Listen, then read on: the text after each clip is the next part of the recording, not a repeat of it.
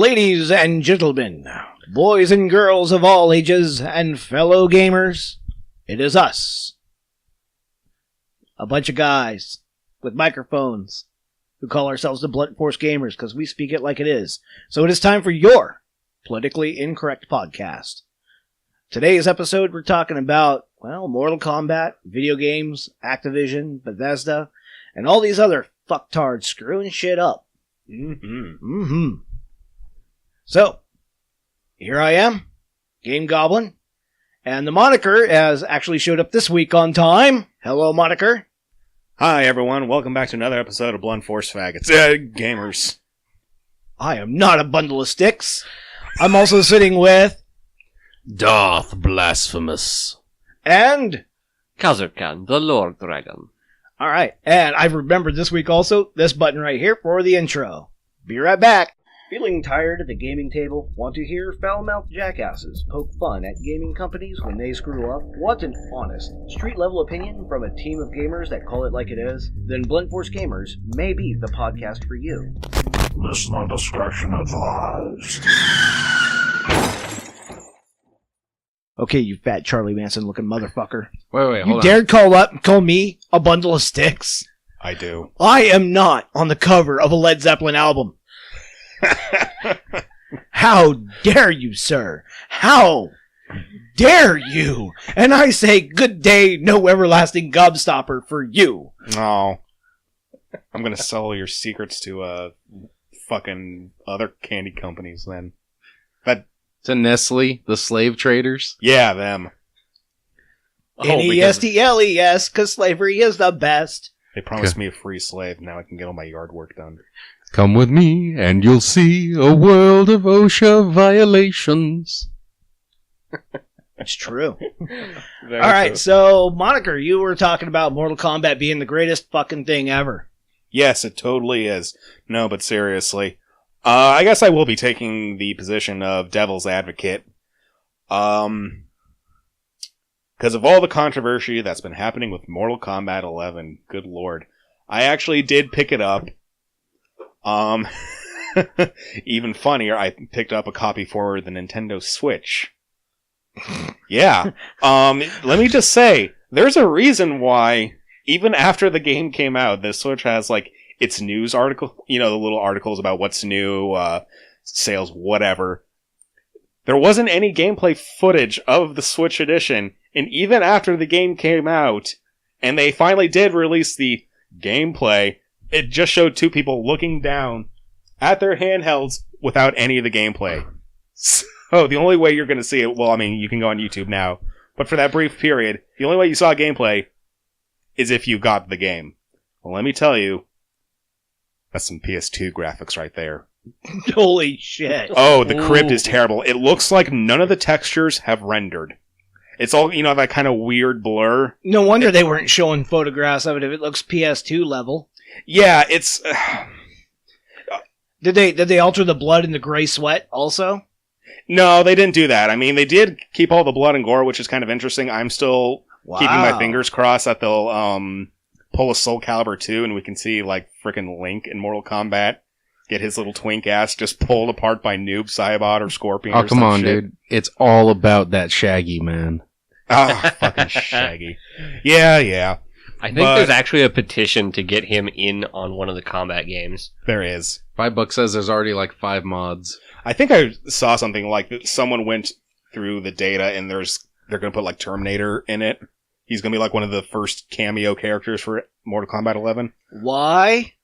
Because the last one had, who did it have? Jason Voorhees, Leatherface, Alien and Predator, and Mortal Kombat 2011, since they've rebooted the story, it had Kratos and Freddy Krueger, but not even John England Freddy Krueger. It had like the 2011 remake. Oh, so it had Rorschach Freddy Krueger. Yeah, it had Rorschach Freddy Krueger. Yeah.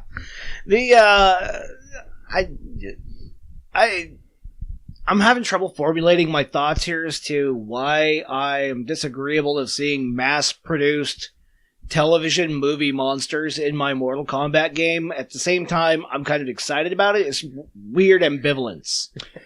Yeah, I mean, it's... See, ambivalence.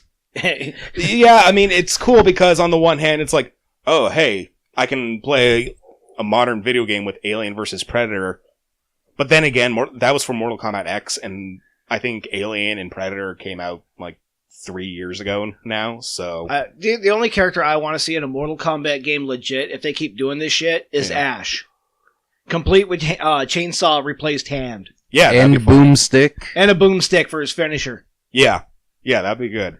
I think he would fit in the Mortal Kombat universe really well, considering that they have undead and shit all around. Him versus Scorpion is kind of predestined. Maybe Sonya Blake can cheat on Johnny with him. Maybe. Take my wood, baby. Shop smart. Shop S-smart. Yeah, he punches her. That was just pillow talk, baby. His fatality can be called groovy. Groovy. But no, anyway. So, yeah. If anyone doesn't know about the controversy, but I'm assuming most of our listeners probably do.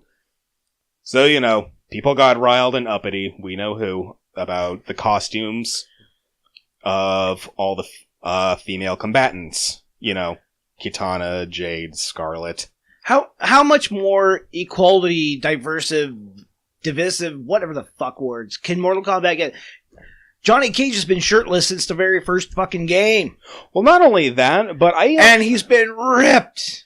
Yeah. Kano is chiseled. That dude is fucking cut. Liu Kang, he was like, okay, his block in the very first game was stupid as shit, but he's always been like shirtless, like hunky dude.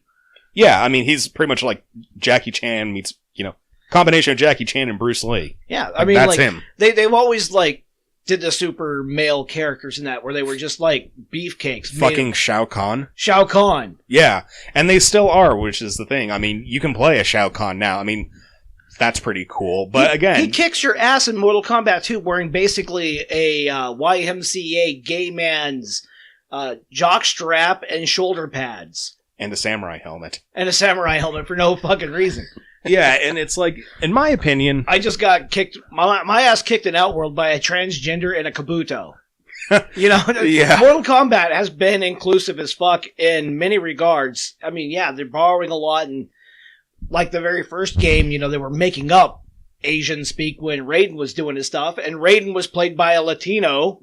Yeah. Yeah, my people are so good. Yeah, straight up, Raiden was character modeled and voice acted by a Latino dude, so... Yeah. Come on. Well, and the other thing is, like, if you... I guess on the whole, I feel like it's such a tired term, but strong woman thing, It's Strunk. Strong whammon. See, he's going to correct you now. Alright, on the whole strong whammon thing, I mean, for Christ's sakes, how many other video games do you know where you have someone like Shao Kahn, just an 8-foot-tall brick shithouse of muscle and fury, and he gets his ass not just kicked, but completely torn to shreds, by someone who's like 3 feet shorter than him, and a lady, See, it's one of those... Metroid. Well, I mean... Which was video gaming's first chick fight. Well, yeah, but I mean, this one, you don't just beat him, I mean, Metroid, you shoot him, and it's usually like space pirates and aliens. You're not going against other people. No, you don't shoot him, you shoot her. You're shooting Mother Brain, which is woman-on-woman violence once it's revealed that Samus Aran is a chick. Yeah. So it's a girl fight. Yeah, I mean, as far as, like, equality goes, I guess you could always say Mortal Kombat's been one of the forerunners, because... They include a bit of everything. They always have, right from the very beginning. Yeah, so to me, it just seems so strange that, I mean... It doesn't, just given our day and age, but it seems so strange that people would find issue with it now, And especially, like, the costumes being an issue. See, it's empowering when a 3D woman wears it, but if a 2D is designed that way by a dude, then it's sexist. Well, the funny thing is, when Mortal Kombat X came out, that one had Melina, and she's always just pretty much been eye candy. And she's always been that weird, ironic eye candy, because if she takes the veil off, it's a, oh no. And as far as characters go, and it's one of the weird things is people are not really paying much attention in this regard, and I had a conversation with somebody just a couple of weeks ago about this, that Melina is like one of the unintentionally scripted most tragic characters in the entire series. Yeah, she really is. I mean, she's had no choice in where she lives. Her father is a manipulative bastard who taught her how to kill and encouraged her violent feelings. And then once he goes away, what is rightfully hers is taken away by the good guys constantly. And all she wants is what's hers. And she'd probably chill the fuck out if somebody gave her the time of day. And then back in, I think it was Mortal Kombat, Deadly Alliance, when what's-his-fuck was sleeping with her, he was only doing it because she had insider information and he was being a spy, and he wanted to just get away. And it was like the first time described in the lore that she felt love for someone. Yeah. So she is exploring whole new emotions and has that torn away and goes back to being a bad person again because, well, she's been slighted. I mean, she has been on both sides of the ringer all throughout the entire storyline, and now all they're worried about is what she's wearing. Yeah, and again, I mean, again, I'm taking the position devil's advocate for all sides here. But, with Mortal Kombat 2011, Mortal Kombat 9, okay. Yeah, I guess you could say the women were dressed a little tasteless, but come on, dude, it's a fighting game where you beat the shit out of people and kill them. I mean, and all the dudes were shirtless, too. But then, even in Mortal Kombat X, they were pretty well covered. I mean... Dude, guys have been, fapping over girls in fighting games forever. Oh, yeah. I mean, Chun-Li is, the original fighting game sex symbol. Oh, she is original waifu. Original waifu, Chun-Li. Yeah. Except her shitty movie. And don't forget, Jackie Chan played her once. Oh, God. That was a good movie. Hey, I was stupid but funny. That was the most awkward boner I've ever had. Because I know it's Jackie Chan, but it's Chun-Li at the same time. It's like two great things that shouldn't go together. And yet it worked. And yeah, it did. It worked really well. I think it's mainly because of his attitude and character when he's acting. He gets way into it. It's awesome. He loves being goofy, so it was great. Yeah. I mean, if people want to complain about a fighting game and chicks who are wearing skimpy clothing that is obvious eye candy only to get sales, they should be looking at Dead or Alive. Yeah, for real. I mean, isn't that the video game series that started off the whole Gamergate controversy? One of them. Yeah. And it legitimately has, the Bikini Edition fucking volleyball stuff in there, just, so you can sit there and be like, oh, digital butt. Yeah, for real. And it's, they don't even try to have a storyline. They don't try to develop characters at all. And at least Mortal Kombat has tried to develop character interactions between them. And, some of the costumes are a bit tasteless at times, or they're just a bit far. Yeah. On the other hand, though, when you're fighting in a game where martial arts is the primary format of kicking someone's ass, you want maximum mobility. Yeah, for real. And, so, if you kick somebody's ass in a swimsuit, it kind of makes sense. Yeah.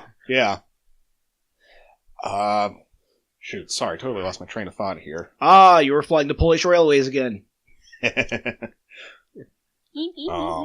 Or he was on the runway on a 737. 737 Max. Okay. Did I make parts for that plane? I hope not. More than likely. Oh, crap. But what's funny is, especially with the skimpy outfits, a lot of them, Mortal Kombat cosplays that you do see, especially the ones that the women go for, are the skimpiest possible. Yeah. I mean, it's usually things like Melina or, Mortal Kombat 9, Sonya Blade. Yeah, they go for the Sonya Blade with the midriff missing kind of shit, yeah. Yeah, she's got her vest zipped down. You can see her, rocking the cleavage and all that. And, I thought, isn't that kind of part of feminism? I can wear whatever I want, even if, I can be all covered up and no one will give me shit, and I can dress, in revealing clothing and no one will give me shit, so long as I'm feeling happy with myself. And Darth Blasphemous is probably going to apologize for me again on what I'm about to say, but... I'm not the Canadian. Not everyone in cosplay costumes is beautiful. Yeah. Sometimes you just don't rock that outfit. I'm sorry. Yeah. Well, I'm sorry, that tube top was just a little too big. I was at a convention, and this was about the time I stopped going to conventions, because, well, shit was getting weird. And a gal showed up, and she was pushing the 250 mark, easy, if not more. And she had the illegal 10% covered up. Mm-hmm. What needs to be covered up to be legal, but the rest of it was a transparent zip suit. Okay. And yeah, it was not a sight anybody wanted to see, sober or drunk. And eventually, con security showed up and said, "Hey, your costume, Ain't working. Yeah, and the same thing goes for us guys. I mean, being a guy of rather rotund stature, you know, I got to be careful when I'm cosplaying or just wearing normal clothes. I don't want my gut hanging out, you know. As much as I love going shirtless, I know most of y'all and most of the rest of my friends IRL, yes, I have friends, would prefer me to be shirt-clad all the time. Yeah, I'm rocking a kind of a little bit of a keg here myself, and yeah, if there's cosplay that I'm doing, I'm not going to do some shirtless Kano showing off my abs kind of crap. Yeah, for real. At that point, you're just, you know, you're kind of parroting the nerd community itself. Yeah, there's pretty much, you know, if a costume does not go, if it goes above my elbows or above my knees, as far as shit being uncovered, I'm not going to do it. Yeah. Yeah, it's, I don't know. It's just, it's all social political bullshit that, honestly, the people who did probably raise the issue in the first place aren't even fans of Mortal Kombat and will probably not even get Mortal Kombat 11. Probably. The only other problem that I have with Mortal Kombat, and I saw the controversy coming right out of the gate early on, the other one that worried me, and it has come true, is all the fucking microtrans bullshit. Oh, yeah, that is, it's pretty criminal. Yeah, like it's basically mobile combat now. Yeah. Yeah. But see, it's even worse than that, because, like, I showed you guys earlier, I'm playing one of those mobile games now on my phone that it's always badgering me to buy stuff, and it wants me to spend $100 to get all this stuff, and I'm like, I don't even pay $100 for a real physical copy of a game or a digital download. Yeah, the last time I paid $100 for a game, it was the Skyrim Collector's Edition. Yeah, and you guys saw the price tag of, someone did the math, you guys saw the price tag of if someone did actually buy all the Mortal Kombat microtransactions, what that would come out to. No, I didn't see the price. $6,300. Fuck that noise. Yeah. What? Why pay that? What is that kind of money? Yeah, why do that when I could just go out and buy a fucking car instead? I could use $6,300 to buy a car. There's a lot more you could buy than just a shit beater car for $6,300. Hell, I would love to have a souped up top shelf gaming system. Yeah. Yeah. So why would I spend that kind of money on? Dude, you could build a 3D rig or not 3D VR rig for that. Yeah, one of the guys at work, nice he said that, you know, because I was bitching about the microtrans stuff, and he's like, well, you could just grind it out. Yeah. Who wants to fucking grind it out? When we first started playing fighting games, I know this is old man story time and bullshit. There we go. And what we wanted to do was play the game. Yeah. When we buy a game, we want to play it. We don't want to grind shit, because grinding gets boring. Yeah. It's tedious. It becomes a job at that point. I already work one job and I get paid for that one. Why do I want to work another job where I have to pay or grind? Yeah. You know, if I want to be better at the game, I want to play the game. I want to enjoy the game. That was a big allure of the game. First Mortal Kombat or first Street Fighter or Street Fighter 2 Alpha is a bunch of us guys just sitting around the fucking console, kicking the shit out of each other and drinking sodas. Yeah. And later in life, beer. And later in life, beer, yeah. And, well, yeah, and smashing buttons as fast as I can. How the fuck did I do that? I mean, seriously, I remember the days when I would enjoy that I was getting, you know, blisters on my thumbs from the Gundam fighting game because there was so much you could do because the replayability was in the fact of it was so fucking hard. Nowadays, video games, they're pretty much roller coasters. You just sit down and watch. How many of them devolve into QuickTime events? Yeah, one thing that they, kind of on that note, but one thing they added in Mortal Kombat X, and they brought back in Mortal Kombat 11, that just, it makes my blood boil. And you can pay microtransactions for it, of course. Oh, the one button fatalities? Exactly. Fuck that noise. Yeah, you can pay money to get little coins where instead of inputting the commands at the end of a round like a goddamn man, you press, like, hold one of the trigger buttons and press square, and it'll do the fatality for you. What? I hate that. Okay, I still have my original Game Gear. Not the awesome blue one my uncle gave me, but my original black Game Gear with the original Mortal Kombat. And I still have the booklet and everything with all the list of combos I wrote in the back. And I still play that whenever I have fucking like 12 double A's. Shit, we didn't even have magazines where I was at I had when I got my first Super Nintendo, and that was the beginning of my gaming awesomeness.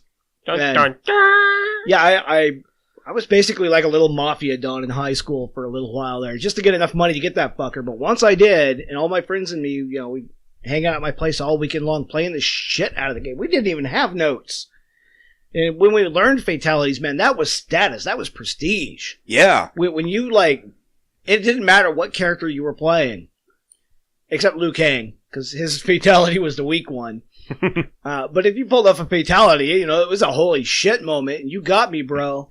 And to have somebody pay money to cheese, Yeah. to press one button, that's fucking lame. Yeah. Wait, 2 buttons. 2 buttons. Okay. Yeah, 2 buttons. I Still, mean- 2 buttons, still fucking lame. Especially since it's no real, challenge to get the second fatality anyway. So what happens is, you start with the characters. Most of them are already unlocked. There's usually only 1 or 2 characters you actually have to unlock in the recent games.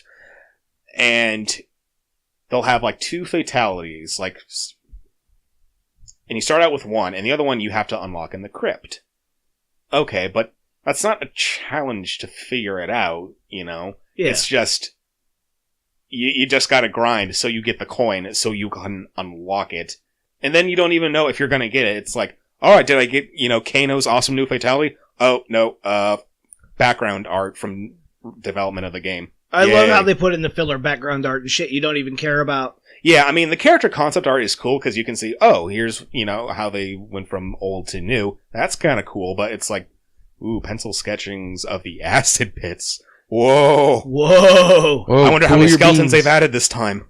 Oh, they're rocking the serious metal now. A lot of video game companies are going this route, and unfortunately, Mortal Kombat. And I'm remiss to say that, and I mentioned this earlier, that John Tobias and Ed Boon are becoming the people they were fighting against back in 1993. I know, it's so sad. They're becoming the cyber Lin Kuei, except we don't have Kuai Liang to stop them. I know, right? Yeah.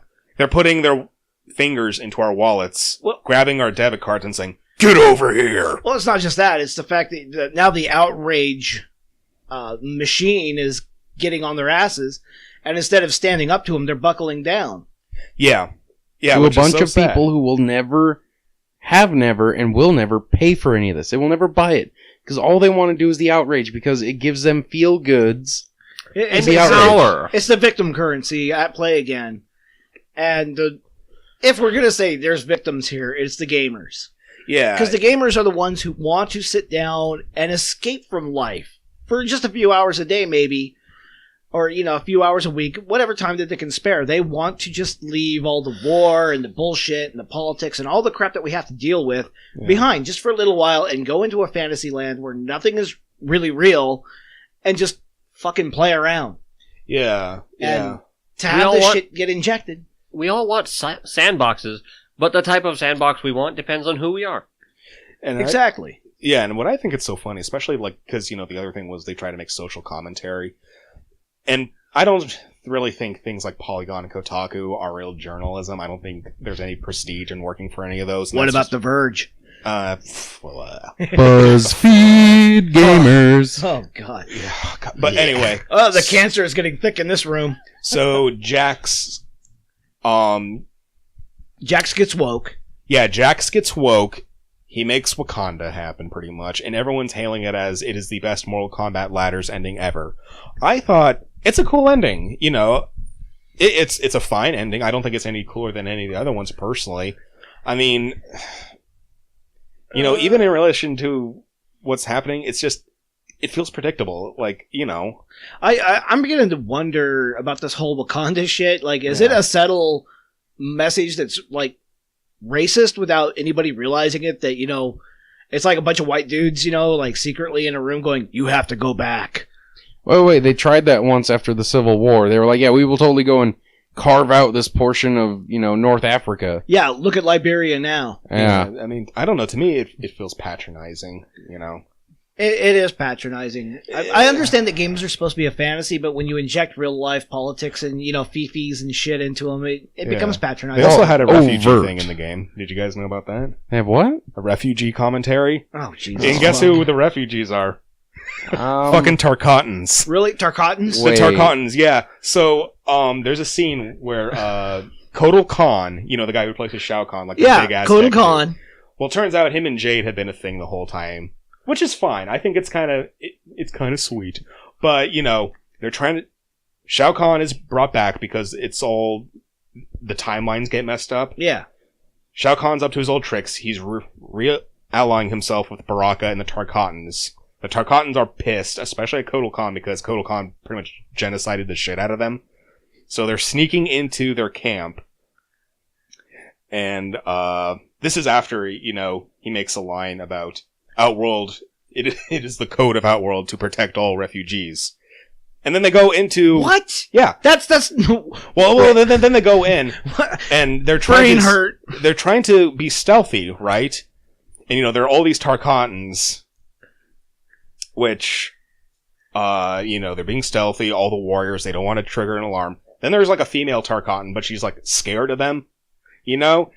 And then that's when the fight happens, you know, and you fight, like, I think Baraka or whatever. And you take out the warriors, and Kotal Khan says, alright, they attacked us, we must have them executed. And Jade steps in, and she says, no, these are only, you know, some of these are only children, you can't do anything against that. We must offer them a soft hand, not an iron, you know, like an iron fist. Something cheesy like that. And so to show that, you know, we must be tolerant of them, it leads into the fight with Kotal Khan, where instead of, you know, don't be violent towards them, so I'm going to beat the shit out of you to show that we shouldn't be violent towards them. Okay. Brain hurt. Equivalating the Tartarkan hordes Yeah. to refugees is like one of the stupidest fucking things they could ever do in storyline play. Yeah. They've already established that they are a blood feudal society, that the strongest is the leader. Yeah, and especially since... They're Wakandans in Outworld, basically. Yeah, and the funny thing is, with that whole narrative in the actual story mode, if you beat the classic towers with Baraka, and he becomes the Time Lord, he pretty much just makes it so the Tarkatans become the number one race, enslave all the other realms, and just cannibalize them all. Yeah. His last line is, we have plenty of meat, and we're not giving it back, as he's holding up like a Raiden's head. So, exactly. Yeah, this is the Tartarkan hordes. They are, like you said, cannibals. They go... Might makes right amongst their tribes. Yeah. The only reason they were kept in line is because Shao Kahn dealt with them with an iron hand and was stronger than them and earned their respect. Yeah. They're essentially Outworld's version of the Dothraki, and to let them loose amongst the general populace is disaster. Yeah, exactly. Outworld will become France. Yeah, it's funny that you say that because because, you know, the characters have interactions when you start a match. Sonya says to Baraka, how do I gain your respect? Because they need all ally against Kronika. And Baraka's answer is, beat me mercilessly. Yeah, they respect strength. Yeah. Might makes right amongst the Tartarkans. And with Tarkatans. The Tartans. Whatever. The thing is, Kotal Khan was right to deal with them with a harsh hand. Yeah. Like, if they followed Jade's advice and you'd be like, oh, just give them bread and circuses and they'll be fine. That's not the way they work, man. They would just roll in even more of them and be like, give us more. Yeah. What does this, make Outworld great again?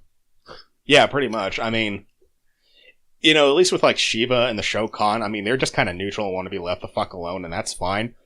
But the Tarkatans are actively like genocidal cannibals. Yeah, they're conquerors. They're a horde. That's they are a horde. They're like orcs almost, you know? Warfare is their life. That's what they do. And Baraka was one of the strongest amongst them, which is why they had him be the representative between him and Shao Kahn. He was the strongest. He was Shao Kahn's right hand. Yeah. Yeah. And after Shao Kahn fell, it fell to Baraka, who died last game. Yeah, he died in Mortal Kombat X. I think it was either Kotal or Devora killed him, but that was part of the thing which I did like about Mortal Kombat X. It showed a lot more of the politics of Outworld. Yeah. And like Kotal Khan kind of cleaning up Shao Kahn's mess. So. Well, I don't know if it was quite a mess. I mean, it's Outworld. Yeah. Outworld is kind of just fucked to begin with. Yeah. I mean, I still like Kotal Khan though. I mean, I think I kind of like the whole nobility to Blood him. God. Yeah. Sun he's a God. blood god. Yeah. Plus, I just think it's cool that, you know, There's a really cool character who's based off of, like, the Aztecs, you know? I just like the fact that, and well, going on the politics of Outworld, I do like the fact that they showed when Kotal Khan was taking over and still dealing with some of the leftovers and remains, that they still showed some of the other outliers, such as the Edenians. Yeah. Even though nobody gives a fuck about Rain. Fuck Rain. Yeah, fuck Rain. It's like a comic story I read where all the ninjas changed costumes with each other for a Halloween party. Uh-huh. And, you know, the next day they're high-fiving each other, and they're like, where's Scorpion? He was like, oh, he's still moping. And they're like, why? And he was like, he was dressed up as Rain and got ignored all night. Oof. To go off on that, years ago you told me the idea of making a pink palette swap of Scorpion and naming him Flame. Get over here. Get over here. Stop. Behave. Young man, don't you know I know ninjutsu? So we need to get Striker, Nightwolf. Just make the village people. Wait, that's our next campaign. We're all going to play one of the village people. Dude, I'm down. Do they have a sailor? I I think we Wouldn't might be that able to be Zero? substitute Jax, but in Mortal Kombat X, they did have Kano in, like, kind of like a Cold War, like, Soviet sailor's outfit. that could work. I do like the fact, though, that they were showing, like, the Edenian side of it, though. Yeah. Even though, like, Kotal Khan would not unannex Edenia. Yeah. So they were, like, part of the resistance fighters, which is why they joined up with Melina and said, hey, if you become Empress, we want Edenia back. You know, so they were showing some of the politics of the other worlds, and it's still strange, you know, because there are a lot of different realms that got absorbed during Shao Kahn's reign. And this is the thing about Mortal Kombat that really gets me. That's why it's been so endearing over the years, is it was one of the first fighting games that had a storyline, unlike Shadow Law, which you could follow, and it just kept growing with each subsequent game. They kept adding new factions and new political players, and like Mortal Kombat 11 was pretty much the crux of it, is you had Earthrealm, you had Outworld, you had the Nether, you had Edenia. All these different groups are, you know, they've all got their own interests. Yeah, and I think, you know, meddling with the timelines is just a good scenario in any sort of whatever that you do. But what are we worried about right now? What Melina's wearing, what Jade's wearing, what Scarlet wearing. Yeah, for real. I mean, I don't know if you've seen Outworld, but most of that place is kind of a desert. I don't want to be wearing anything too revealing, and especially made of leather when it's like 100 degrees out. Yeah, and now like they're like, from some of them I've seen them dressed up like in monks outfits and like full hoods and shit. And I'm just like, yeah, Jade. Yeah. Why? Yeah, the characters don't need to be changed that much just to satisfy a few people who are screaming. Yeah. If anything, all these video game manufacturers, Activision, Bethesda, Blizzard, I thought the point of business was to cater to the people who are giving you money so you can make a profit. Yeah, and the thing is, if NetherRealm Studios decided, hey, we want to make them more covered up because that's the idea we have for them, maybe kind of give Jade a more Arabian Nights sort of aesthetic. I'm just pulling things up here. Well, it's like what they did with Tanya when they made her more like Egypt style. Yeah, that's fine. If you want to make them more covered up, like, I mean, honestly, even though Scarlet's covered head to toe, it's still a cool looking outfit.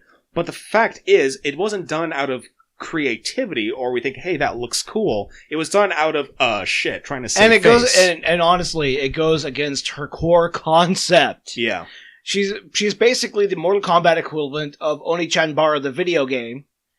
Anybody who's played Oni-Chanbara knows what I'm talking about. But Scarlet, she fights, and the more blood she absorbs, the stronger she gets. And how she absorbs blood is through the skin, so she's wearing an outfit that shows skin so she can absorb power. Or my fucking gird. Yeah. Oh, wait! That's not happening! Yeah, but if she's fighting in a bathrobe and not getting all messy and covered in blood, she's not absorbing other people's strengths and getting stronger herself. So it goes against her core concept. Yeah. If anybody should be running around in a fucking one-piece swimsuit, it's her. Yeah. Anybody. Yeah, for real. The other characters, I could see them changing outfits to something more conservative or less revealing, but with Scarlet, her very core concept is getting messy. Yeah, like in Mortal Kombat X, Melina was way more covered up, especially, in contrast to Mortal Kombat 9. But it still looked cool because that's what they wanted to do. One of her outfits, it was her, I think it was called Khanum, where she was the con. So, it was still kind of bikini-ish, but, it definitely covered more up, but it was really regal looking, had a lot of gold. It was her flexing, Well, saying, it also shows that the characters, as the years gone by, are developing into their own characters instead of just carbon copy palette swaps. yeah, but her default outfit was definitely way more covered up, more armor, more leather. No, if you want to get, Yeah. default, scandalous outfits, we have to go further back in time. We go back to Mortal Kombat Deception. Oh, God. With her one-piece outfit that, you sneeze and she's going to pop out of it. Yeah. I think one of the outfits they had slated for her, you could not actually see unless you went, deep, deep into the internet and, dug around for it because it was just too risque for actual publication. Well, Mortal Kombat 9, I don't think you can play it in the versus mode, but one of her outfits is just straight up, just some bandages covering, her nips and her, Oh, yeah, she had the Area. bandage outfit Yeah. because that was... her poos. That was one of the, if I recall correctly, one of the Melinas from the Flesh Farms. Yeah. Because there's more than one Melina. Yeah. Which is, her big, win that nobody knows about is the Flesh Farms. Or, I'm sorry, the Flesh Pits. Is that Shang Tsung had, a fuck ton of clones, and every time one of them dies, one of the other clones just wakes up. Yeah. That is one bad bitch. Yeah. So, Blasphemous, you've been kind of quiet over there. A little bit. Well, my Mortal Kombat playing days have been sparse and few in between, but I did get the special edition with the bookends. That was really nice. I do love those things. Well, just in your opinion, because we've gone on Mortal Kombat for almost 30 minutes now. Well, Yeah. So, what video games in your preview have fucked up recently? Oh, Lord. We've got a whole I salad got bar. a list. Yeah, Kazragan has a list over here, so if you don't jump up soon. As much as I hate to say it, since I've given up on video games thanks to Assassin's Creed 3, my give a fucks have really just gone away for it. You've seen, it takes me forever just to play through Skyrim. Well, it would help if your computer worked. Yeah, thanks a lot, Microsoft. Fuck are you? Why'd you name your company after your dick? So yeah, my overall is I can get in on the news coverage and stuff on certain games and the stuff behind it, but I know video game. I gave up on it because I couldn't see spending all that money for a half-finished video game, and now it's even worse because you not only do you get a half-finished video game, Looking at you, Fallout 4. 76. 76! Mortal But Kombat now- 11. But now you have to go through and buy all the stuff to finish out the game. You're not waiting on a patch to come out to get your game to fully render. No, you've got to go and microtransaction your ass off paying hundreds if not thousands of dollars just to have a complete video game to play when you're just trying to escape the world and use what little money you might have for entertainment to do so. This is why I'm going to indie titles, because the hamburger meme that was going around a few years back is becoming more and more real, especially with AAA publishers. Yeah. Oh, yeah. yeah. that- yeah. Oh, God, yeah. Yeah. It's Dude, insane. We've gone total clown world. Clown World confirmed. Oh yeah. Gay frogs. Well, Hey, I got a smoker's voice, so I can sound kind of like him for a moment. I'll admit, I think Clown World is a forced meme, but it's one I appreciate. It's like the NPC meme. It's at first I was like, "What the fuck?" and then I just realized the more I pay attention, the more real it is. Especially with Vampire Bloodlines 2 coming out and the shit they're pulling behind the scenes. I'm not just talking about the woke aspect of it. I mean, the woke aspect is just, dude, it's what's out there. the Bear Gangrel, who fights for diversity and inclusivity amongst vampire kind. Oh, yeah. Yes, legit. I'm sorry. I couldn't keep a straight face. And there. some people may roll their eyes at the fact that he's a gay Muslim. Yeah. Gay Muslim vampire. Gay Muslim vampire. Let that one sink in. I'm just waiting for the people in the Middle East to find out that White Wolf is publishing this stuff and then go after them. I can hear the rees from here Yeah. coming all the way from the I- Middle East. From here, I can hear people in the Middle East picking up rocks now. Yeah. Yeah. It's, Getting the rooftops ready. it's But the behind the scenes, though, I mean, the game has been just only announced, and they're scheduled to get for, I believe, Q1 of next year. So January, February, March, roughly. It's not even out yet. It's barely even in development, for the most part.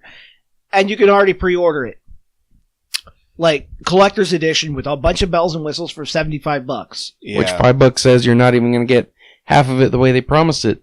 You know, you were supposed to get a canvas bag, but no, you get this shitty plastic bag that's a backpack that looks like it's from the game. I almost pre-ordered Fallout 4, and I'm glad I didn't. I almost bought the season pass, and I'm glad I didn't, because a lot of these companies, whether it's Bethesda or Activision, NCSoft, if they're still around, a lot of them are taking up this whole, hey, buy now bullshit. They offer a bunch of exclusives, canvas bag, again. Which that stuff is stupid, by the way. I mean, Yeah. when the pre-order bonus for Sekiro was a letter opener of his sword. You guys get lots of letters, right? All of our fan mail that we get. Oh, yeah. Don't you just need a nice little samurai katana letter So I can opener? slit my wrists before I try opening any of it? Yeah. Yeah, for real. This thing used to be really niche. When I was in Seattle playing Lunar Silver Star Story Complete, really good game. Oh, wow. I haven't heard that title forever. I know, right? It came with an Omaki box. There was two different ones you can get. One was the standard game, whoopty shit, and the other one had an Omaki box filled with a bunch of neat little thank you gifts. Yeah. And it was barely more than the other game. I think I only paid $20 more for it. It came with a bunch of little bits and bobs, a necklace, a standout, a CD book, bunch of neat stuff. Yeah. And it was entertaining at the time, and it wasn't a pre-order. It was just, hey, if you buy the other box for $20 more, it comes with a bunch of neat little shit inside of it. Yeah, the Witcher 3 did that. It came with not even pre-order. If you just got the game brand new, you got a copy of the soundtrack, 2 pretty cool stickers of, like the little medallion he wears. You also got, I think it was like a little history book, just so you could get caught up on the lore, and like a map of the area that you would explore.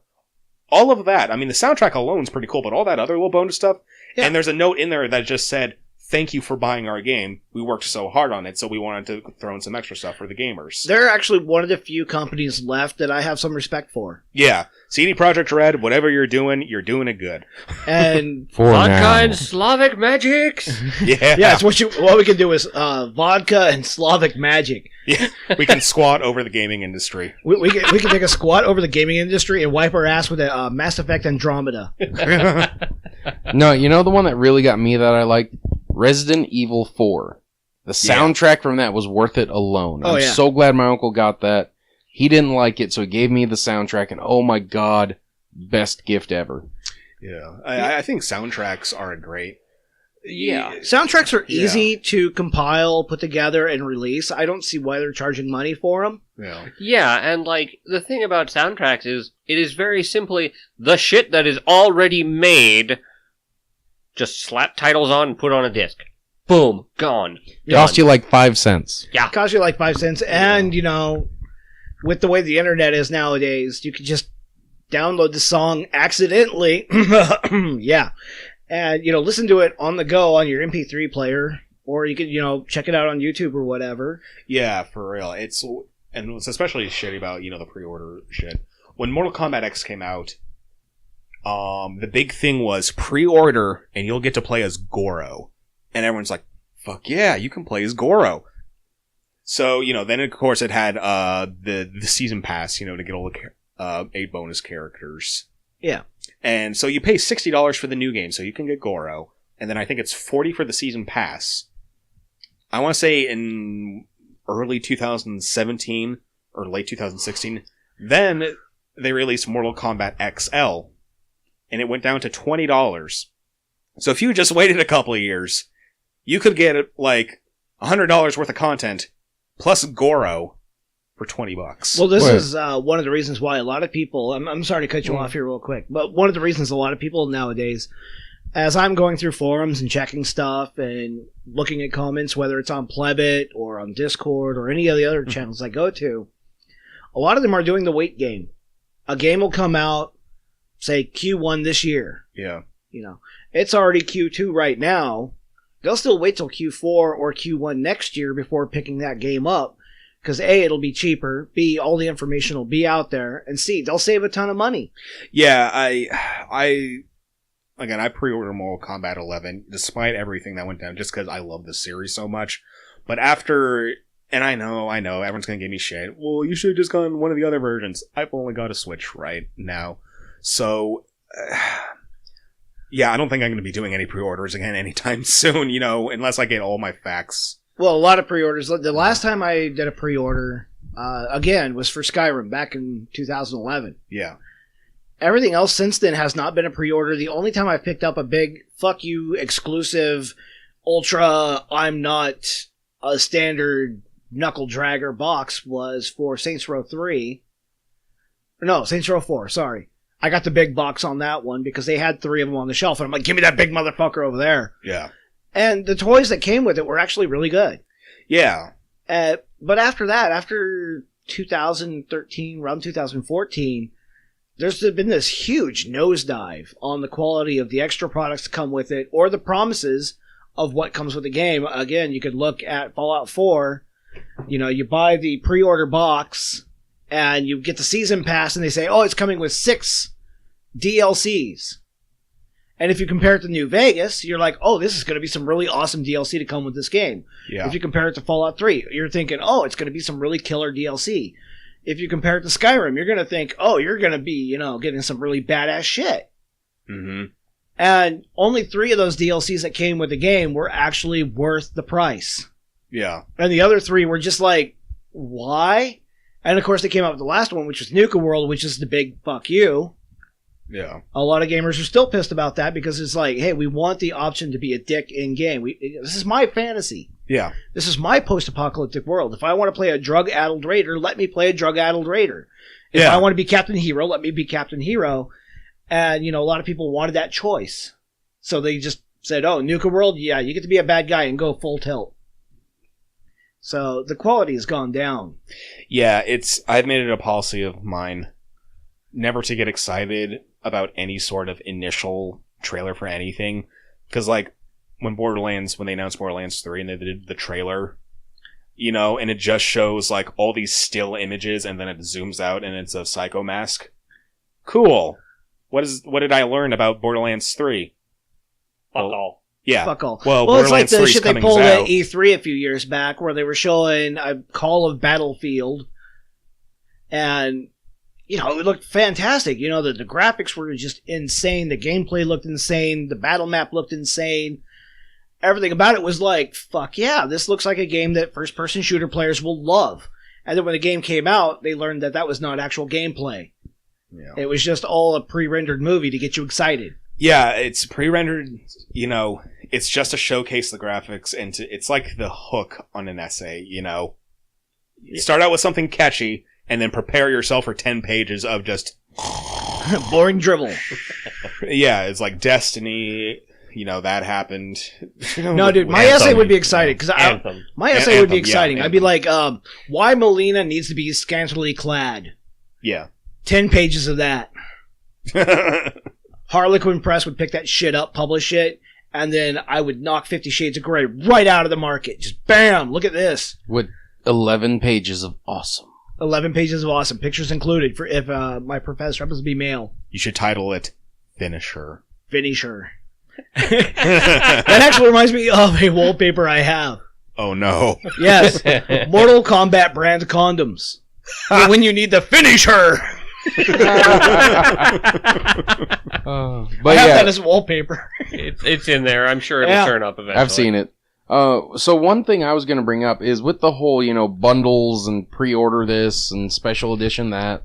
You guys remember Game of the Year editions? Yeah. How they quit doing those, 5 years ago? Which is a pity because my introduction to Borderlands was Borderlands 2 Game of the Year edition. Fuck, that's a good deal, man. Yeah, that's how I walked into Oblivion. Yeah. When I first got Oblivion, a friend of mine was hyping it up, telling me all about how cool Oblivion was. I picked up the Gaudy edition. It was like $35, and I was just, blown away. A few months of my life vanished to that game. Oh, yeah. Especially once I got to the Shivering Isles, and I was like, God, yes. Shivering Isles were my favorite place ever. That's one thing I do miss about DLC, too, is when they came out with 35 plus hours of campaign material. of campaign material that actually added to the core story. Words hurt. With the core storyline. When they added to the core storyline with all this shit, you became Shale Gorath. That was fucking awesome. Yeah. And once I completed that, I was kind of didn't want to leave the Shivering Isles. Right? Here I am a god. I'm why like, why would I want to go back out to the next I was like, world well, I still got to fuck go off back there? and finish the core storyline, but is there anything here that I have left to do? That was one of the things that really drew me in about that. And Far Harbor out of Fallout 4 was actually one of the better ones, in my opinion. Yeah. And it was one of those that, once you leave on the boat and you've completed all the material, it was a worthwhile journey. It was an experience, and it was worth the money. And then you've got all this DLC storyline stuff. It's like, oh, just deliver this water, do a bunch of fetch quests, and we're going to charge you $15 for it. Yeah, or like when Metal Gear Rising did that, it was like pay I think it was $15 at the time, but to play as Jetstream Sam, the guy who barely has any character development, but oh no, he's really a cool villain. And here's his story in a nutshell. I'm a Spanish dude who has a cool sword that's been handed down through his family for generations for some reason. An electric katana, by the way. Spanish guy, electric katana. Am I missing something here? There can be only one. Yeah, he's off doing his things, and then some people from Desperado say, "Hey, you want a job?" Yes. See. $15, please. And then the other DLC, which came out, where you can play as the dog! The robo-dog with a little chainsaw for a tail. Woo! Yeah. Horse armor was a joke when it came out. It remains a joke to this day. But why do they keep trying to do horse armor? Oh, God, yeah. It's insane. It's just all these games, and especially with Bethesda, fucking over the modding community in these last few years. I remember, and when the whole argument came up, I was actually doing the modding stuff at the time, and I lost interest. I had just stepped into modding.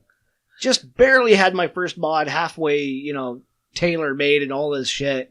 And they're like, oh yeah, now we're going to make people pay for mods and use our store. And I'm like, the fuck? No, I'm making this because I want to. Because I want to add to a game that I've been playing that I really enjoy, that other modders have done.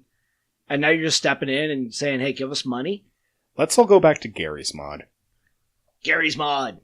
I miss that game. I actually picked that up recently. Been watching movies. Some fucking anime theater where you can watch anime shows all day. That's funny. I believe it. But there's, a lot of the games out there and a lot of the developers are losing sight, and this is why I am excited about indies. Yeah. The indie market has grown because players are wanting what the big companies aren't giving. Fortnite would not have been a thing if it wasn't for the AAAs fucking up. Yeah. Fortnite is just another fucking box where you shoot each other. It's another P-bug. Yeah. That's all it is. With nice, funny graphics a bit, and a little bit of a sense of humor. It reminds me of Saints Row a little bit. Yeah, it's got its own style. It's tongue-in-cheek. It's funny. But if it wasn't for the AAAs fucking up, you would not have seen Fortnite become what it is. No, not by a long stretch. You would not see Battlegrounds PlayerUnknown become what it is. Yeah. You guys remember back in the day? What was it? Oh, Member Berries. Member Berries time. Back in the member. I remember, you remember? Super Mario Sunshine, I remember. Oh god, even that was a big title for the time, man. Like me and my buddies were all, 12, 10 years old, something like that.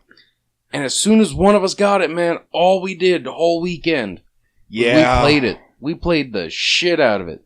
Because we looked forward to it and the game was complete. You could play the whole thing. Yeah, you could do it in a weekend if you were doing a speed run, but if you actually took the time, it would last you for months. It would. That's Luigi's Mansion? Yeah. That's Fuck yeah, Luigi's Mansion. Chrono Trigger only had 2 bugs that I've ever encountered through all the playthroughs I did. And I lost hundreds of hours to Chrono Trigger. Oh god. That game was fucking complete. You guys remember arcades? Going to a fucking arcade? Last time I went to an arcade was to play Mortal Kombat 2 at the mall down in Linwood. Is that arcade even still there? No, it isn't. Yeah, but no, dude.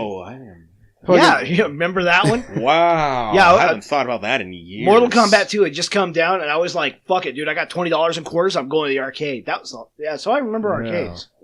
So one of the last times I went to an arcade before I left my great, wonderful home state of New Mexico, best state in the union, So he says. there was an arcade, an actual arcade, and they had a bunch of the new stuff. They had like all the Chrono Trigger, booth deals there. Mm-hmm. But one of my favorite games, and yes, it's a foreign game, Initial D. And it was actually in the little racing pods. You had to have this little punch card deal that you'd scan, and it would pull up your game saved as it was. I could take $20 and that'd be an afternoon. Yeah. Nowadays, if I want to do that, it'd be on my phone, and they would make me do all these microtransactions to fucking keep all my shit, get anything other than the starter car. Pay $5 so you don't have to deal with fucking advertisements. Yeah, there's some mobile games in their own right are a fucking cancer. Yeah. And the fact that the mobile game... Model. The model, yes. The model of mobile gaming is just drooling its way into console gaming and PC gaming is disgusting. Yeah, I was looking just through the Switch store the other day just because I was bored. I saw that they released Doodle God on there for $6, and the audacity. Actually, the fun part about this all, though, is there's a lot of people, and it's kind of funny, I was reading an article the other day that retro gaming is becoming more prevalent now. Yeah. A lot of people are playing games that are pre-2010. Yeah. Oh, dude. My uncle made a freaking small mint when he sold one of his, Dreamcast collections with a custom Dreamcast deal. Damn, I want to all play... All 4 controllers, all the memory cards. The thing was custom painted to be, I think it was the Sonic. Damn it, if it had Dragon Force, I would love to play that game again. Every video game. He sold a complete Dreamcast collection. All the stuff. Made a small mint. I believe it. I want to play Dragon Force again. I'll make a few calls. Yeah. Dude. I wasted so much time playing that game. Sonic Adventure. Oh, yeah. Yeah. Mm-hmm. Yeah, a lot of people, though, they're going to indies now. So that's how you're getting all these indie titles that just explode overnight that nobody's heard of. Or you have people going on Steam or Epic. Dun, dun, dun, dun, dun, and they're buying these other games that were released pre-2010. And it's strange how that market, I would say strange if I wasn't clued in, how the market for retro games is exploding. Yeah, it would be kind of funny. I know I borrow a lot from Yahtzee, but he's just so on point. But wouldn't it be kind of funny that if, like, Sega and Nintendo had just held on just for another 20 years, just, bit the bullet and say, no, the Dreamcast and the Super Nintendo, they're gonna survive, baby. 2019 rolls along, everyone starts heading backwards in terms of gaming. This is our moment. Yeah, this they is could have made ironically, this magic moment. About 2015, I was down at the local department store walking through, and they had the re-release for the Super NES sold out. Yeah. All of them were gone. All the games gone, but all the newer machines were still there with full libraries still stocked. And I walk in, I'm like, holy shit, the SNES is selling again. And I'm like, you know what? If they've upgraded the ports to plug it into my modern TV, shit, yeah, I'd pick one up. So I checked in constantly for like 2 months, every weekend. Always sold out. Yeah. Like they went as fast as they could get them. And I think I know why. It's because people, they don't want to pick up their gaming device like their cell phone or get on their PC or getting on, to the latest, greatest game on their PlayStation or Xbone and just to see, buy now. Or unlock this, buy now. Or if you buy something, it's substandard quality that's just an obvious cash grab. Yeah, a time where when you bought the video game, that was it. You had bought the video game. Yeah. Or you didn't. You just plugged it in. 10 seconds later, you'd be playing. Now it's, have a 3-hour update. See all these developers. Hey, are you subscribed to our consoles? Unless you're running Steam. Yeah, that's what killed me on. Yeah, it was Dragon Age, the last one. Yeah. Oh yeah. I went out and I bought Dragon Age. I plugged it in. Had to go through that exact same scenario. Day one update, and then I had to sign into an account And I'm like, fuck you. I've already got an account with PlayStation. Why do I need an account with the publisher too? Yeah, that's what happened in MKX. It's like, I want to go home, plug in my game, and fucking play. Yeah. 90% of the gamers, I feel, are the same way. It starts to become just business. Like, you're part of the corporate world, and it makes me feel dirty. Yeah. All right. So, point, Go ahead. something worth interesting. Demos. Oh, God. How many games these days have demos? Even less that have demos where you can continue where you left off. Oh, fuck. I don't recall the last time I played a demo. You remember when we used to get them on a disc? Right? Oh, yeah. Like, dude, I they used to come in so PlayStation many. Magazine. I used to get those all the time. Dude, like, oh, it was great. You would have this disc and you'd be like, oh, I've got like an hour's worth of this game that's just pretty much the tutorial. And it was fucking great. Yeah. I miss those fucking days, man. Dude, I found an indie that had a demo that you could pick up from. I picked it up for $20. And, like, the opening trailer for it says, Skyrim, this much cubic kilometer, or square kilometers. GTA 5, 150k kilometers. Superland, which is the title. 9 meters square. Because it takes place in a kid's sandbox. And you're playing as a clay doll. That is awesome. And it is an exploring puzzle shooter, and it is fucking glorious. No, you know what my favorite was? The demo for freaking Army Men, dude. The game. Good times. Yeah, the last time I played a game that was close to being considered a demo was by a indie publisher called Pathia, and it's called Planet Explorers. It's actually one of the few times I wrote a review on my account on Steam, about a game. Wow. Yeah. That should say something. The game was fucking awesome. And I wish they would finish it, but I think it's been abandoned by the publishers, unfortunately, at this point. They haven't had an update in over a year. Oh, no. But the game itself, what they have established, is still worth the play. It's still worth the $10 to jump into that game and play around with it for, a few afternoons. No. There's another one that I played on Steam, and it's also an indie one done here locally by a two-man shop. And you don't see any characters except on screen in the lower corner. Graphically, it looks a lot like the old Fallout games. Oh, so it's like the first-person party, sort of? You're basically in a spaceship the whole time, a lot like EVE Online. And whenever anybody talks to you, there's a little pop-up on your HUD of their face, and it's all CG rendered. But what gets you is the game has two big selling points. A, broadsiding. You're playing a space. You're in a spaceship broadsiding people, which I don't know about you, but that sounds kind of appealing. It is hella appealing once you get the handle of it, because you're sideswiping other ships and just obliterating the shit out of them, because most of your guns are along the sides, and you've got to be like careful as fuck if they broadside you back. So it's a different take on space combat. It's more like traditional naval combat. But what really gets you is the soundtrack. Huh. So it's kind of like playing EVE Online with a Cowboy Bebop soundtrack. I like it. It is space western, straight up. That's cool. Dude, Like- Firefly. Very Firefly. You punch the fucking gas on your ship, and you just cruising along at sublight speed, and suddenly, the guitar twangs up, and you hear, like, spurs jangling, and you're like, fuck yeah! And it can be dangerous at times. If you get too caught up in the moment, you run right into a battle headlong, and you realize that the music got you once again. Oh shit, that's a bad ship there. Fuck. Hey, real quick side note. What's everyone's favorite video game soundtrack? Don't take more than like 10 seconds to think about it. Resident Evil 4, man. It was just so perfect timing for me. All right. I cannot answer this without going over a broad sweep of games, unfortunately. Okay. I'd have to say almost anything by Nobuo Uematsu. Yep. Okay. Yeah. Because you have Idia's Parade theme in Final Fantasy VIII, Mm-hmm. which just... The fact that game was played at the Olympics, Yeah. holy fuck, that's stellar as shit.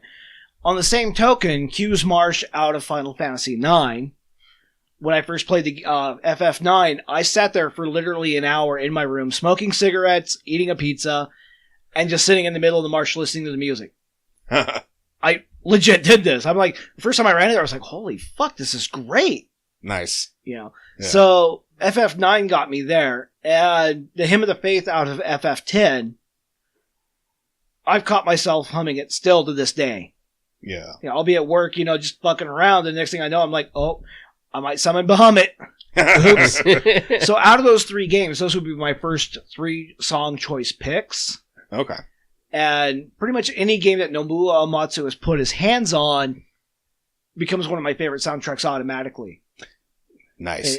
I cannot really sum it down to one game specifically. And on that, I just have to ask because you did say Nobuo Uematsu. You like One Winged Angel, right? And of course, out of Yeah. Final Fantasy VII, the Death Waltz itself. Oh my god, dude. Just, the first time I heard that, you know, like, it blew my fucking mind that, you know, the sound quality was fucking phenomenal. And it was kind of a waltz, Yeah. you know, and you get into it, it's very orchestral, and it's very different. And before playing FF7, you know, my experience was FF6 or FF3, depending on if you're in Japan or America, or FF2, Chrono Trigger, or Secret of Mana. Yeah. And the soundtracks out of those were very 8-bit. Yeah. You know, the BGMs were very 8-bit, and it just really didn't come across as anything that you would expect to hear on, like, a movie or a stereo. One Winged Angel changed that. Yeah. So if I'm going to say top pick, it's One Winged Angel for setting a new standard in sound quality. Gotcha. But that is a really good one. Mhm. You know what? I'm going to go Ori and the Blind Forest. Oh, yeah. Yeah. Any game that touts an ambient soundtrack that is that good, that is that capable, that is that feel intensive without the need of lyrics, you're doing it right. Yeah. True. Totally agree. Like- Totally agree. I find, you know, it comes across my Pandora periodically. I'm like, hey, this is really good. What is this? Ori and the Blind Forest. Fuck yes! The other ones that I have listened to extensively that I found on my hard drive accidentally would be the soundtracks to Legacy of Kain. Oh, wow. Yeah. Especially Soul Reaver. Uh-huh. Soul Reaver had a really good soundtrack, and I use that sometimes while writing up stuff on the DM side when I'm prepping a D&D game. Some of the soundtracks out of these games are, you know, the dark and brooding undead kind of shit that helps get me in the mood. Yeah. Ooh, you know what? Now that I'm thinking about it, StarCraft. The Yeah. original StarCraft. The soundtrack was so fucking choice. Because, like, you get the So cash sweeping, money. like, that kind of country metal spacey feel for the Terrans, and then that kind of oozing, organic, and slightly creepy feel for any of the Zerg songs, and then kind of that mystical space elvishness of the Protoss. And it is fucking amazing. Well, if we're going to Yeah. go back in time on games that had great soundtracks, I'm going to go back to Chrono Trigger then.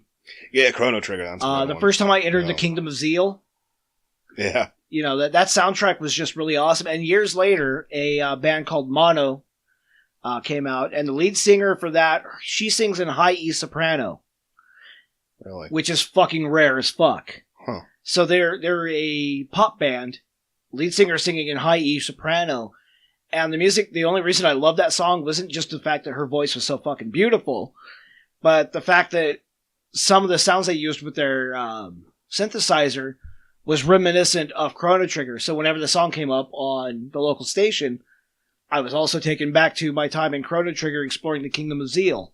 Nice. Yeah. Beautiful. You know, just I'll wrap it up real quick. Yeah, wrap it up, because yeah. we passed the hour mark, so... Okay, Yeah. just for my pick, you already mentioned Nobuo Uematsu, so I'm gonna say something different. I'd say overall, probably my top 2 favorites would have to be, or my top 3. Koji Kondo, who does a lot of the music for Legend of Zelda, is really good. I also love the soundtracks to Dark Souls, just because the mood. Those are really good at capturing just the mood. I'm stuttering over my words. I apologize. Dark Souls soundtrack, some really good choral work, some really good chorus stuff in there, choir. And the fact that a lot of the orchestra that they use I think they went back to, but for the first game, it was all an actual choir and symphony, not just completely digital, which was really cool. Do you realize what we just did? We're ending on a high note. Whoa. We started trashing the fuck out of Mortal Kombat. We're ending on a high note with things we like. All right, let's keep this going. I guess. And then Metal Gear Solid, because it's Metal Gear Solid. But I'm going to suggest this to the listeners. In terms of an individual song, my favorite one would have to be the fight theme from Legend of Zelda Twilight Princess when you fight Zant. And I'll just explain real quick. The whole time you see him throughout the game, he's cool, calm, collected, really sinister. But when you finally start to taking the fight to him and he realizes he has no way out, the facade, it drops and you realize he's just stark raving mad. And so as you fight him, he takes you to all these places where you fought before, but each time you start bringing it to him again, the music starts to get unhinged with him to the point where it's just a jumble of all the instruments and he's literally just flailing his arms and screaming because mentally he's gone. He realizes there's no way out, so look it up if you get the chance. Usurper King Zant, the boss fight music. All right. Yeah. For boss fight music, for me, it was FF10. Yeah. Yeah, like, I got into that, and the first time, it got me, same like One Winged Angel. I just dove in head first a little too hard, and I started getting my ass kicked. I'm like, I'm rocking out a little too hard right now. Too much aggression. I need to heal. Yeah. Whoops. Boss fight music that got me. Mario and Luigi Superstar Saga. Yeah. Good call. There's some good stuff in those games. Some really good stuff in those games. He's going to go back. This may not be boss fight music, Well, but another soundtrack to a game that really got me was the soundtrack for Initial D. Like, when that came out, I bought it. I wish I still had it. I can't find it anymore. But I would just pop that in my CD player. Hell, I had it on cassette at a time. And I just pop that in my car, listen to that while I'm driving, long road trips, what have you. Perfect music for when you're like, I want to go fast. I think we also need to give special mention to the Skyrim intro song. True. Oh, yeah. Oh, yeah. Yeah, I Because think that gets you in the mood to be a big Nord. Yeah, I think someone would come after us, all this talk about game soundtracks, and we don't bring up Skyrim. Yeah, or, like, again, if you want to look up stuff, look up the rendition done by Maluka. Yeah. God, that girl's voice. Yeah. So she does some of the songs out of that. There's also another one, like Poison Kitty or something, another great singing gal. She does the Hymn to the Faith out of Final Fantasy. Some of these gals, I mean, they're just, why aren't they hired yet? No. But yeah, Skyrim, it would be criminal not to mention the opening soundtrack of that. Yeah, for real. Especially if you got headphones on with kick and bass. Yeah. Oh, yeah. You're in for a good time. Yes, a very good time. Well, now that we've ended on a high note, let's do a final wrap-up. Any final thoughts? Final thoughts? Play Mortal Kombat. Enjoy Mortal Kombat. Take it with a grain of salt. And anything that you don't like in the game was probably put there by a bunch of screaming harpies with multicolored hair and problematic glasses. And if you get a chance to throw money at another game that you support, remember, vote with your wallet. Yep. Yeah, and that's the ultimate way to vote, is just put your money where your vote is. If a company decides to... My final thought, if a company says, we're going to add in all this inclusivity and diversity and you don't like it, then don't pay for it. And if enough people just like you do it, and it seems that there is a large number of people who are the silent majority, basically, if they do it, that company is going to change their fucking habits real quick. Mm-hmm. Because, yeah. So, next. Go, Moniker, go. All right. I think closing thoughts, I'm going to challenge our listeners, and I'm going to take the challenge myself. Even if it's a game you're really stoked about, don't pre-order it. Just wait till it comes out. Challenge fucking accepted. All right. Well, I failed that one. What about you, Kaz? Final thoughts? I would say you should only... I'm going to offer a counter-argument to this.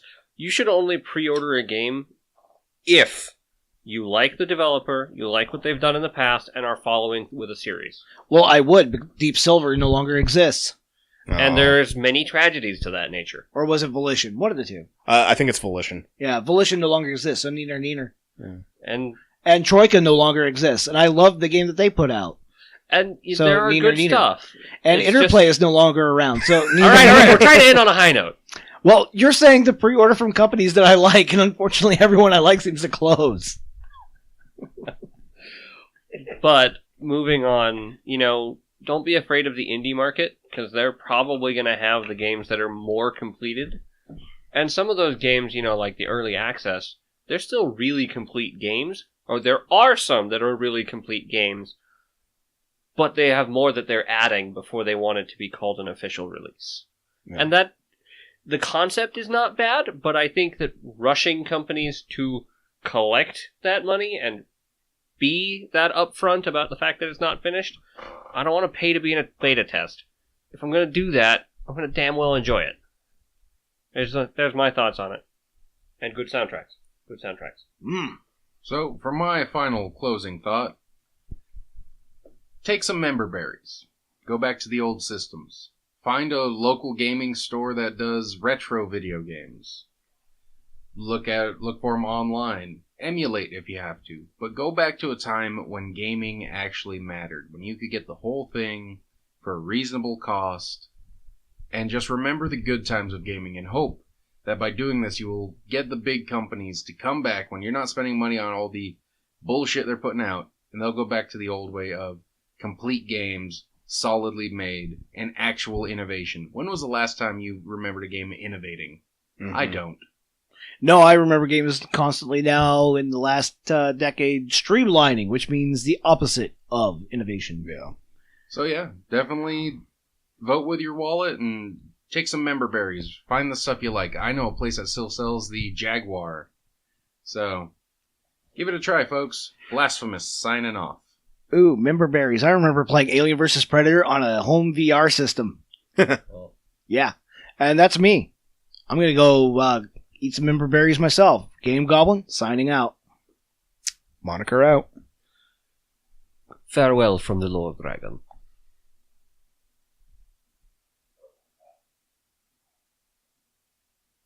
Get out of here!